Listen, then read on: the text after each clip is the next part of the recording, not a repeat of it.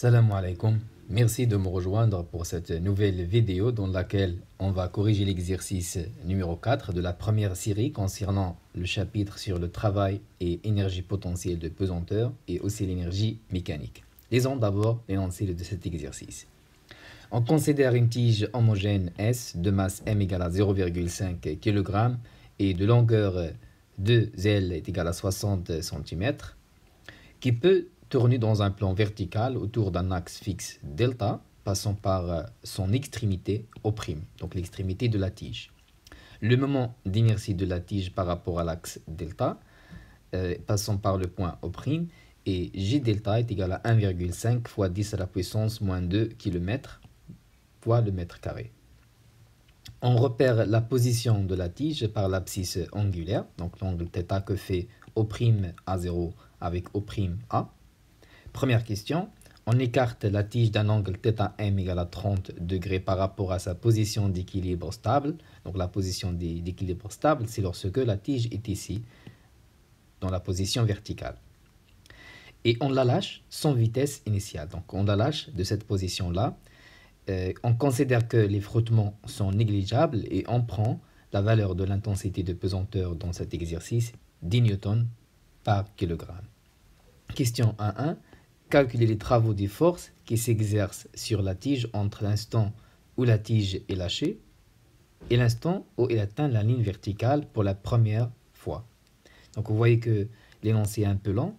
Je vais répondre à cette question et ensuite on passe donc aux autres questions.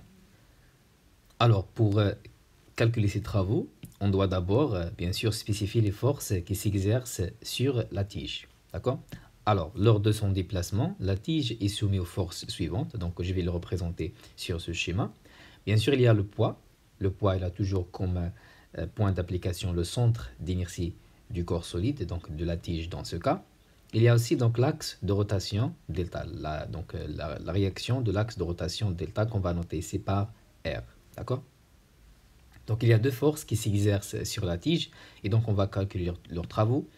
Commençons par le travail du poids. Par définition, le travail du poids est égal à mgh, donc le travail du poids, lorsque son point d'application, il se déplace de G vers G0. G0, c'est quoi? G0, c'est tout simplement la position du centre d'inertie de la tige lorsqu'il arrive donc à la position d'équilibre vertical. D'accord? Donc, c'est ce point-là. Donc, pour répondre à cette question, pour calculer ce travail, il faut d'abord déterminer la hauteur h. H, c'est quoi? H, c'est la distance entre G0 et G', donc la projection horizontale de G sur la position d'équilibre. Donc, c'est cette distance-là. Alors, on doit déterminer H pour calculer le travail du poids. Dans ce cas, on va utiliser donc cette distance-là. Donc, H, c'est quoi? C'est O'G0 moins O'G'. D'accord? C'est O'G0 moins O'G'.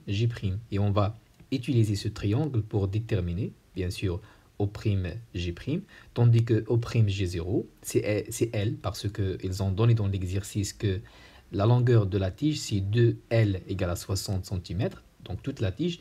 La moitié, c'est L, donc la distance entre le point O' et le centre d'inertie, c'est L, d'accord? Alors, H, comme j'ai dit ici, O'G0 moins O'G', d'accord? Alors, comme j'ai dit, O'G0, c'est L. On va déterminer maintenant O'G' en utilisant ce triangle-là, d'accord? Alors, pour cela, on va utiliser le triangle O'G'. Donc, O'G', c'est le côté adjacent de l'angle θm, d'accord? Et donc, cosinus de θm est égal à donc, le côté adjacent qui est O'G' divisé par O'G qui est L, d'accord? Et donc, O'G' est égal à L fois cosinus de θm, d'accord? Alors, il reste maintenant de remplacer ici.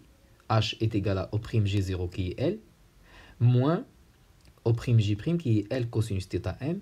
On a factorisé donc ici par L et on obtient finalement l'expression de H. Alors, donc on va le remplacer ici. Nous avons le travail du poids est égal à mgl, facteur de 1 moins cosinus de θm. Il reste à faire l'application numérique pour la masse donc, de la tige, c'est 0,5 kg. G, c'est 10 newtons par kilogramme.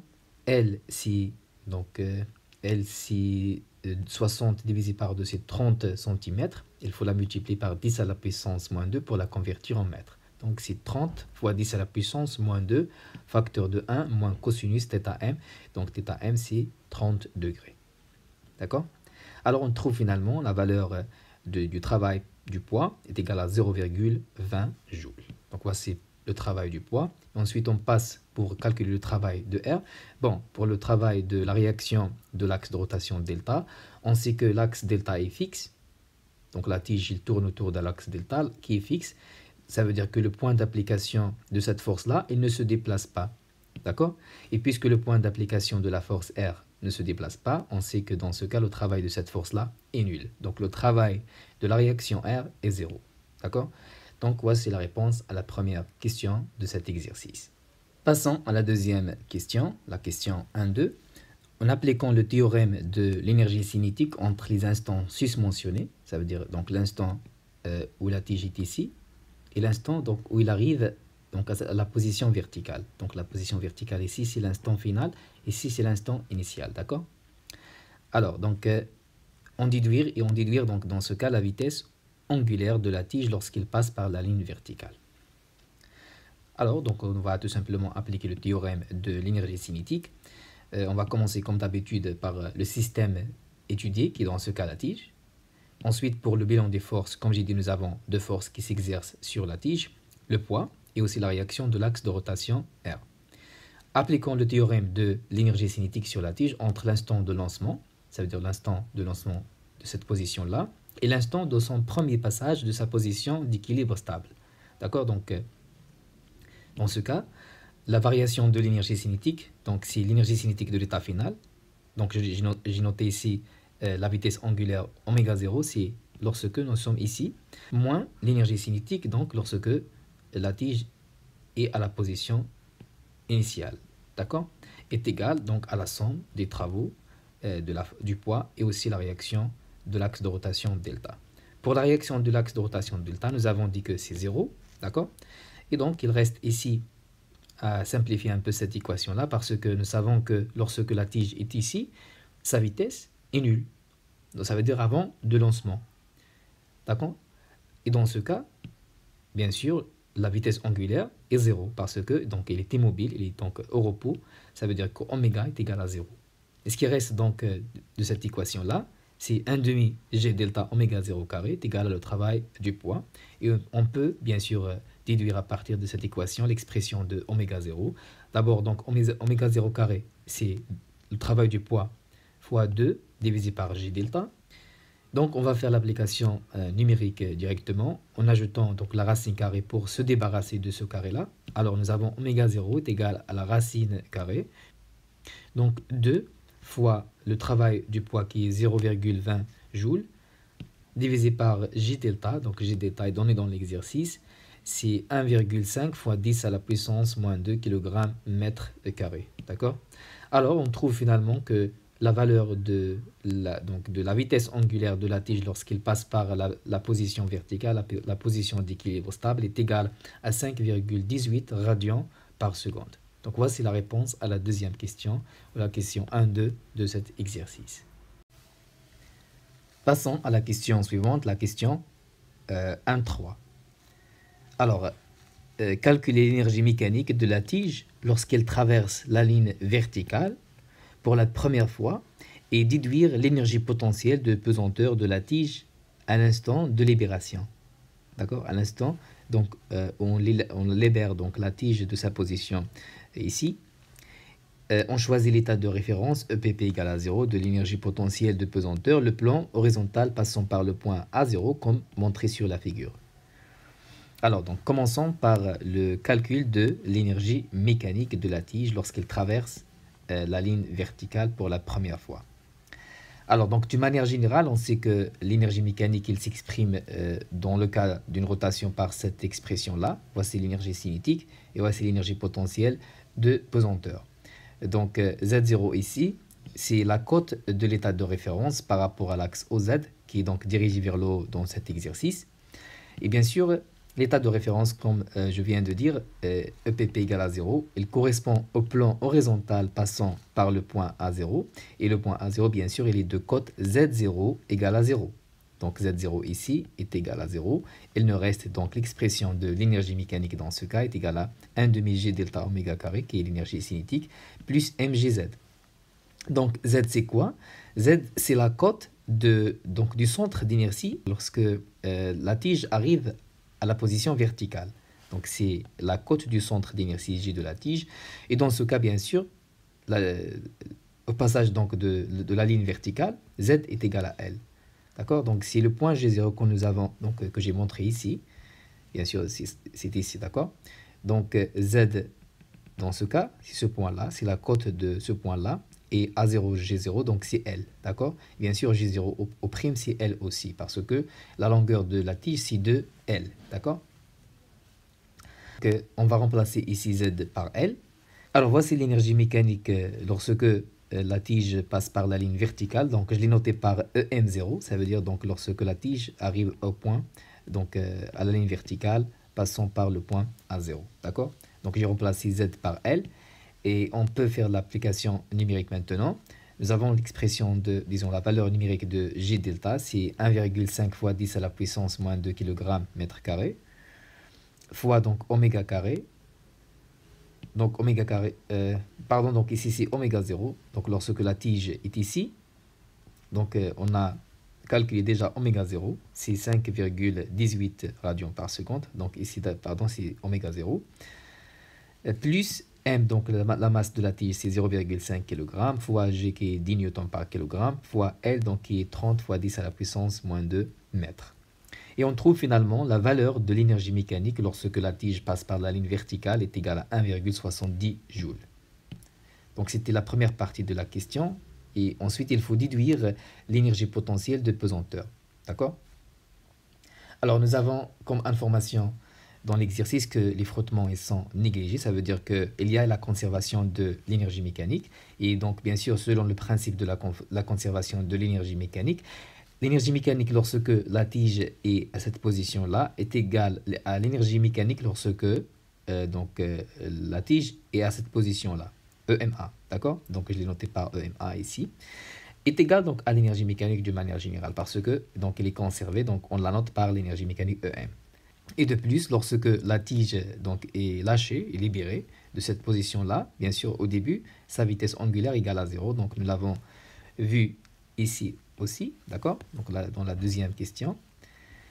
Et donc, dans ce cas, on aura, bien sûr, l'énergie mécanique du point A est égale à l'énergie potentielle de pesanteur.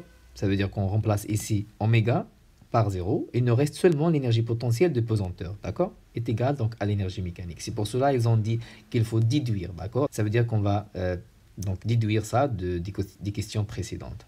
Ça veut dire tout simplement que l'énergie potentielle de pesanteur est égale à l'énergie mécanique que nous avons calculée ici, qui est donc 1,70 joules. Passons à la question suivante, la question 1.4.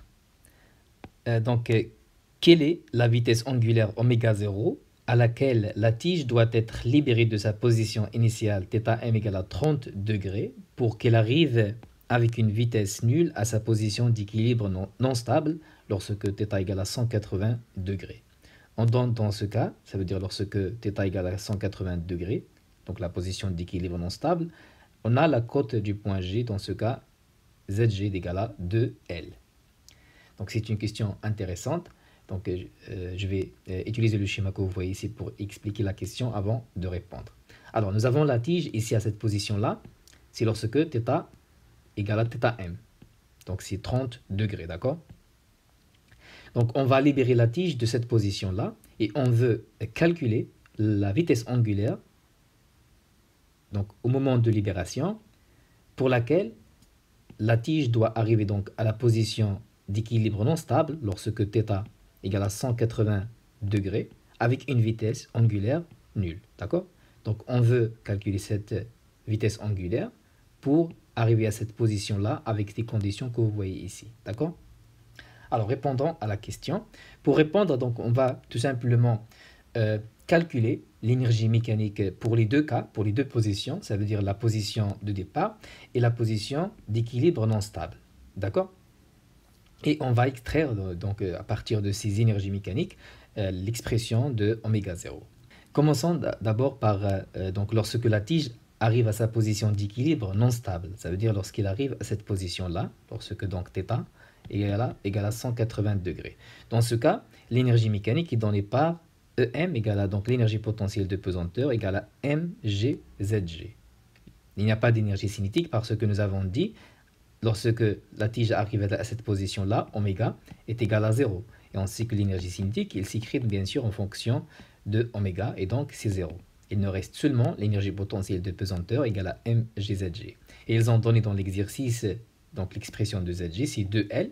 On va tout simplement la remplacer et on obtient l'énergie mécanique pour la tige dans la position d'équilibre non stable.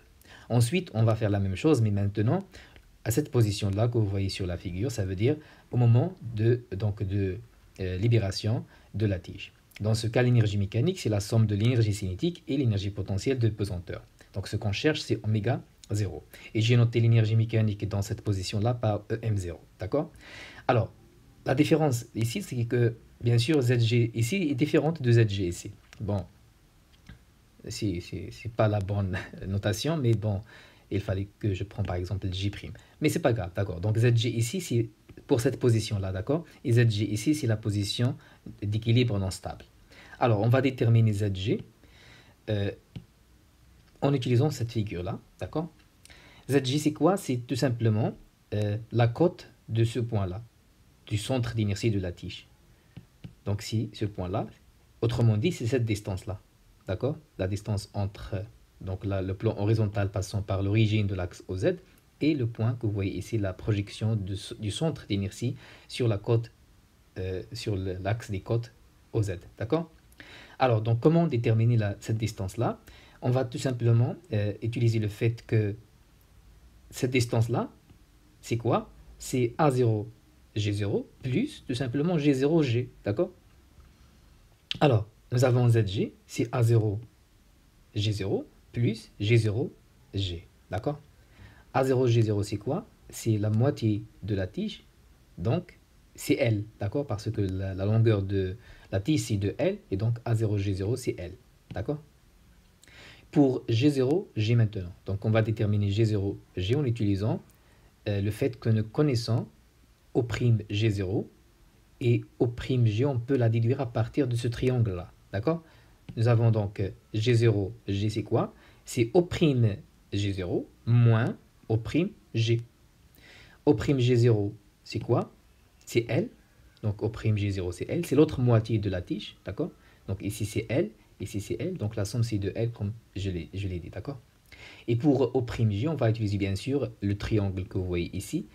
O'G c'est le côté adjacent de l'angle θm, et donc cosinus de θm c'est O'G divisé par L, d'accord? Et on obtient tout simplement O'G est égal à L cosinus de θm. On va remplacer maintenant dans l'expression de Zg. A0G c'est L, et G0G, c'est L moins L cosinus θm. Et donc, donc nous avons ici 2L moins L cosinus θm. On va factoriser par L, on obtient finalement l'expression de Zg, c'est L facteur de 2 moins cosinus θm. D'accord? Et on va bien sûr la remplacer ici, on obtient donc cette expression pour l'énergie mécanique au point, donc à la position de libération. D'accord? Alors ensuite, on utilise l'information que donc les frottements sont négligeables. Ça veut dire que l'énergie mécanique de la tige reste constante, que ce soit dans cette position-là, ou bien donc la position d'équilibre non stable. Autrement dit, EM0 est égal à EM. D'accord? Et donc, on va faire tout simplement identifier cette équation-là avec celle-ci. On obtient donc G delta oméga 0 au carré, plus donc MGL2 moins cos θm est égal à 2 MGL. Donc ce qui reste, c'est juste de la gymnastique mathématique. Donc nous avons 1 demi G delta oméga 0 au carré est égal à MGL cosinus θm. Remarquez ici que vous avez 2 MGL. Lorsque je vais la déplacer de l'autre côté, ça va devenir 2 MGL et va se simplifier avec celle-ci. Il nous reste tout simplement MGL cosinus θm avec le moins ici lorsque je vais le déplacer de l'autre côté, ça va devenir plus, et c'est ce que vous voyez ici, d'accord? Et donc, à partir de cette équation-là, je peux extraire l'expression de oméga 0 en multipliant par 2, et on va diviser par j delta pour obtenir finalement la racine carrée de 2 mgl cosinus θ m divisé par j delta, d'accord? Elle reste maintenant à faire l'application numérique. Donc, nous avons 2 fois la masse donc, de la tige, c'est 0,5 kg, fois l'intensité de pesanteur, c'est 10 newtons par kg. L, c'est 30 fois 10 à la puissance moins 2 mètres, fois cosinus de 30 degrés, et divisé par donc la valeur du moment d'inertie G delta. Et on trouve finalement la valeur de oméga 0, la vitesse angulaire, donc pour laquelle la tige arrive à la position d'équilibre non stable avec une vitesse angulaire nulle. Donc si oméga 0 égale à 13,16 radians par seconde. Donc voici la réponse à cette question qui est très intéressante. Donc essayez d'aller un peu attentivement pour la comprendre. Et si vous avez des questions, bien sûr, vous pouvez toujours les laisser dans la section des commentaires. Passons à la question suivante, la question 2, qui contient deux petites questions, de 1 et de 2. Alors, sachant que lorsque la tige est libérée sans vitesse initiale à partir de sa position initiale θm égale à 30 degrés, ça veut dire cette position que vous voyez sur la figure, sa vitesse devient nulle pour la première fois lorsqu'elle forme avec la ligne verticale un angle θ égale à 28 degrés. Ça veut dire que, donc ici, la vitesse angulaire à cette position-là, c'est 0. Et lorsque la tige donc, fait un angle θ égal à 28 degrés par rapport donc, à la ligne verticale, à ce moment-là aussi, il a une vitesse angulaire nulle. D'accord? Donc, elle arrive à cette position-là avec une vitesse nulle. Question de 1. Calculer la variation de l'énergie mécanique. Ça veut dire entre cette position-là et l'autre position lorsque donc, il fait un angle θ avec, donc, est égal à 28 degrés par rapport à la verticale. Alors, ça veut dire, donc on va calculer la variation de l'énergie mécanique entre les deux positions. Commençons par la position initiale, ça veut dire lorsque la tige fait donc un angle θm égale à 30 degrés avec, donc, par rapport à la verticale. Dans ce cas, l'expression de l'énergie mécanique est donnée par cette expression-là. Donc, c'est l'énergie cinétique plus l'énergie potentielle de pesanteur. Donc, comme j'ai dit, pour oméga ici 0, d'accord, donc sans vitesse initiale, donc oui, donc la tige est libérée sans vitesse initiale. Et pour l'expression de Zi, donc c'est la cote à cette position-là, donc c'est ce que nous avons calculé ici, d'accord? Donc c'est L facteur de 2 moins cosinus θm, d'accord? Donc Zi c'est L facteur de 2 moins cosinus θm, oméga I c'est 0. Et donc on trouve finalement que l'énergie mécanique à l'état initial, c'est mgl facteur de 2 moins cosinus θm. Pour l'état final, donc c'est la même chose, donc on va utiliser la définition, l'énergie cinétique à l'état final plus l'énergie potentielle de pesanteur. Encore une fois, parce que la tige, donc il va arriver à la position avec une vitesse qui est nulle, d'accord? Donc θ ici, θf c'est 0. Et pour ZF, donc c'est la même chose, donc on va utiliser la même procédure et on va trouver bien sûr la même expression pour la cote de l'état final, d'accord? Et comme j'ai dit, oméga F, c'est 0. Nous avons donc l'énergie mécanique de l'état initial. Nous avons aussi l'énergie mécanique de la tige à l'état final. Il suffit maintenant de calculer la variation de l'énergie mécanique. La variation de l'énergie mécanique, c'est l'énergie mécanique de l'état final moins l'énergie mécanique de l'état initial, d'accord? Et donc, on trouve cette expression-là, c'est mgl, cosinus de θm moins cosinus de θf. Donc, cette expression, moins celle-ci, elle nous donne donc ce que vous voyez ici, c'est que mgl facteur de cosinus θm moins cosinus θf. Bien sûr, nous avons ici mgl2, elle va donc se simplifier avec mgl2, moins, parce que nous avons ici le moins, d'accord? Elle reste à faire l'application numérique, m c'est 0,5 kg, G c'est 10 newtons par kg, L c'est 30 fois 10 à la puissance moins 2 mètres, donc c'est 0,3. Facteur de cosinus donc de θm c'est 30 degrés, moins cosinus de l'angle à l'état final, c'est 28 degrés. Et on trouve que la variation de l'énergie mécanique dans ce cas est égale à moins 2,5 fois 10 à la puissance moins 2 joules. Passons à la dernière question. Calculer le moment des forces de frottement. Le moment des forces de frottement. Ça veut dire toujours dans le même cas, ça veut dire lorsque la tige arrive à cette position-là, avec un angle donc θ égale à 28 degrés par rapport à la verticale. Donc on veut calculer dans ce cas le moment des forces de frottement. D'accord?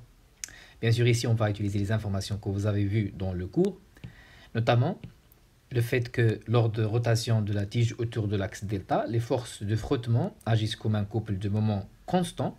D'accord? Donc ça, c'est l'information qu'ils ont donnée dans l'exercice. Et nous avons vu dans le cours sur le travail et puissance d'une force que l'expression du travail de ce couple lors d'une rotation delta θ est donnée par cette formule-là. Donc c'est le deuxième cours de physique, le travail et puissance d'une force. De plus, ce travail est égal à la variation de l'énergie mécanique. Pourquoi? Parce que nous avons vu dans le dernier cours sur l'énergie mécanique que lorsqu'il y a des forces de frottement, l'énergie mécanique ne se conserve pas. Et dans ce cas, le travail de ces forces-là, les forces de frottement, est égal à la variation de l'énergie mécanique. Et donc, on va remplacer le travail par la variation de l'énergie mécanique que nous avons calculée dans la question précédente. D'accord? Alors, donc, nous avons delta EM égale à le couple des forces de frottement fois delta θ. Et delta θ, c'est quoi? Donc, rappelez-vous que j'ai dit que donc, la tige donc, est libérée donc, de cette position-là, et il arrive à la position lorsque θ égale à 28 degrés. Donc delta θ, c'est cet angle-là. Donc c'est θm plus θ. D'accord? θ qui est égal à 28 degrés. Donc c'est ça, delta θ. θm plus θ. Et il reste tout simplement à isoler le moment le moment des forces de frottement. MC, donc c'est le couple là, d'accord? Donc c'est ici pour dire le couple du moment constant est égal donc à delta EM divisé par delta θ qui est θm plus θ. Nous avons toutes les valeurs qu'il nous faut pour faire l'application numérique et donc le couple de moments constant dans ce cas est égal à moins 2,5 fois 10 à la puissance moins 2 divisé par 1,01. Donc 1,01 c'est delta θ en radian parce que ici les angles sont donnés en degrés. Il faut donc utiliser le radian qui est donc une unité sans dimension parce qu'on sait que l'unité du couple du moment constant c'est le newton fois le mètre. Donc il faut utiliser ici une unité qui est sans dimension qui est le radian. Donc nous avons θm plus θ c'est 30 degrés plus 28 degrés, ça nous donne 58 degrés. Et pour la convertir en radian, il faut multiplier par pi et diviser par 180. D'accord? On obtient donc 1,01 radian. Et finalement, on trouve que le couple du moment constant, MC dans ce cas, bien sûr des forces de frottement, est égal à moins 2,47 fois 10 à la puissance moins 2 newton-mètre. Donc voilà, c'était la dernière question de cet exercice. Donc si vous avez des questions, vous pouvez toujours les laisser dans la section des commentaires. À la prochaine fois. Salam alaikum wa rahmatullahi wa barakatuh.